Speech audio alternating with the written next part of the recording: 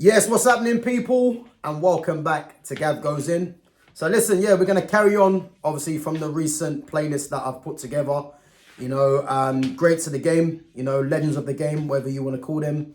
And for me, I'm going to enjoy this one because, obviously, this is based on the best players of the past. Obviously, I've done the real Ronaldo R9. I've done Ronaldinho.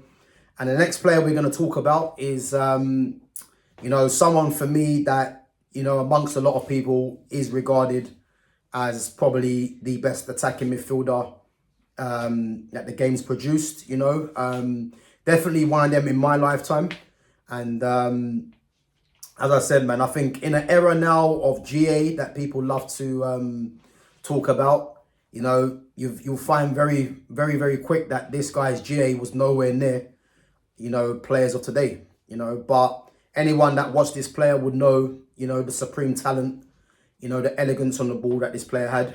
And that's none other than, whether you want to call him Zizou, Zinedine Zidane, or just Zidane. And listen, a player for me that, along with Ronaldinho, two of the best attacking midfielders that I've seen. There are others. But when it comes to the attacking midfielders, I know Ronaldinho played slightly out wide for Barcelona in the 4-3-3. But those two for me are the benchmark in terms of attacking midfielders. And what I'm going to do, I'm going to go through Zidane's stats. And again, I think it's important to go through the stats of these players because, I'm looking at players today, and their numbers are going to surpass, as I said, the greats of the game. So I think it's important to go through the numbers so you guys can see, the comparison of why, for me, I just can't get behind players being talked up because of numbers. Yeah. So Zinedine Zidane, obviously French international. So 108 caps for France, 31 goals, 29 assists, which to be fair is decent. But, I think a lot of midfielders that played in the same area as him would have more numbers, but again, for me, Zidane, his numbers weren't great, but this is not what we watched Zidane for. Yeah, obviously club-wise, started off his career at Bordeaux, 179 appearances, 39 goals, 24 assists. Then moving on to Juventus, 212 appearances, 31 goals, 54 assists. And then obviously finishing his career, at arguably the biggest team in the world in Real Madrid, 227 appearances, 49 goals, 67 assists. Yeah.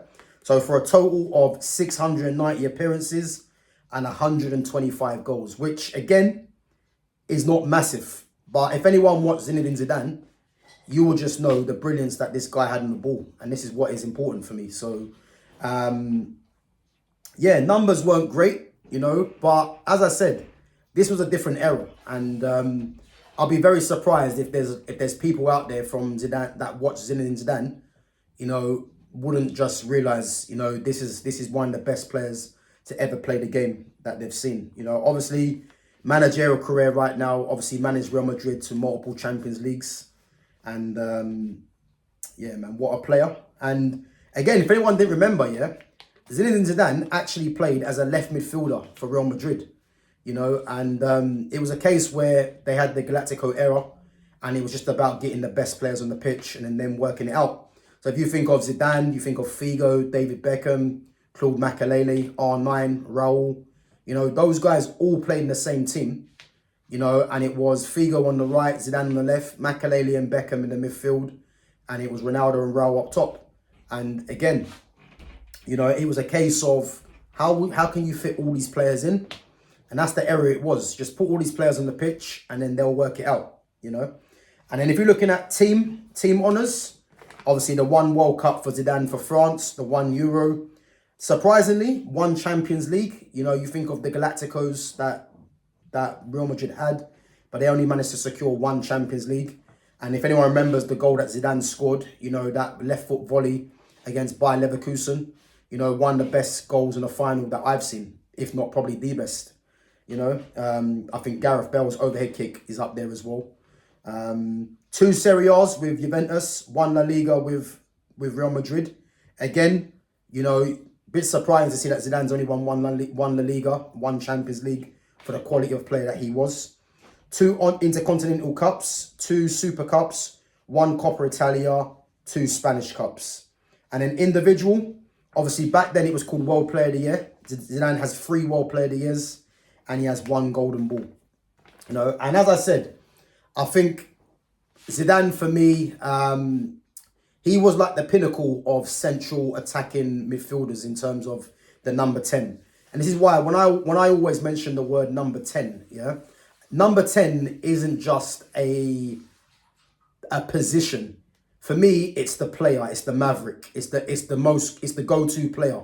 You know, it's arguably your most technical player. You know, if you look at the history of number 10s, a lot of these players are usually the best players in the team. You know, and this is why when I mention the number 10s, you know, it's usually that kind of maverick kind of player. You know, and what I like about Zidane is that Zidane was what, 6 foot, but he could dribble like a winger. You know, the elegance on the ball, the balance. You know, technical of both feet, the skills. Yeah, Zidane was just a supreme player, man. And I think one of Zidane's biggest memories, you know, and you can probably say there's a few in there as well where, well, I say a few, but there's obviously stuff in there as well where he let himself down. I think one of the biggest things that I remember of Zidane was when France played Brazil. I believe it might have been the quarterfinal, if I remember. Quarterfinal or semi-final. And he was playing up against the likes of Ronaldinho, R9.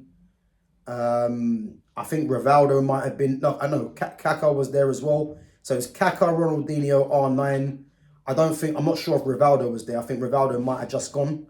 I think Adriano might have been in the squad as well. And this is when I knew Zidane was on another level.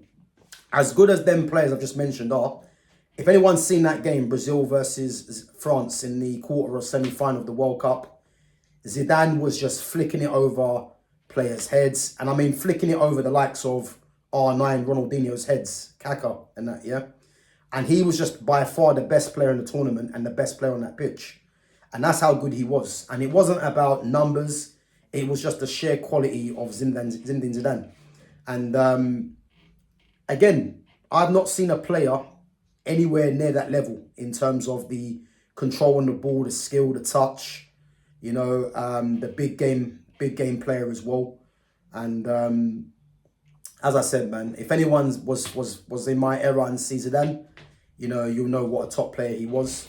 And I think the one blemish on his career, because this is what many people probably say let him down. If anyone remembers the final against Italy, it's the one where Materazzi and Zidane. So Zidane got sent off. If anyone remembers, Materazzi said something to Zidane, and then Zidane's just turned around, headbutted him, sent off in the final.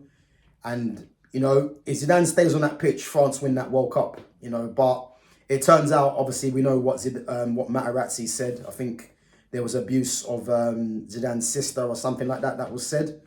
And again, you think of a player as experienced, you know, as cool, calm and collected as Zidane.